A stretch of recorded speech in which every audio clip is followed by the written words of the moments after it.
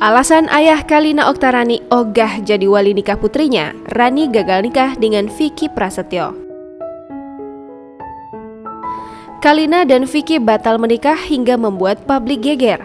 Pernikahan Vicky Prasetyo dan Kalina Oktarani yang sejatinya akan digelar pada Minggu 21 Februari 2021 kemarin rupanya batal.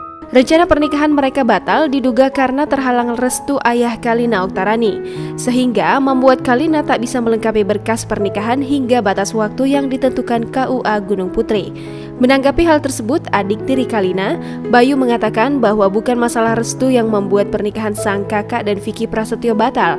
Hal itu diungkapkan dalam video yang diunggah di kanal YouTube Bibdo Minggu 21 Februari 2021. Lanjut Bayu menjelaskan sang ayah tak mau menjadi wali nikah Kalina lantaran mengingat kondisi kesehatannya yang terpapar COVID-19. Sebagai adik, Bayu melihat bahwa sebenarnya Kalina Oktarani kurang menjalin komunikasi dengan orang tuanya. Bahkan mantan istri Deddy Corbuzier itu jarang menemui sang ayah di rumah. Padahal ayahnya berharap Kalina datang ke rumah sebagai anak bukan sebagai selebriti. Udah, alhamdulillah. Tuh ada Batia juga, baju keren banget dari Batia. Batia. Terus juga tadi baju sebelumnya juga dari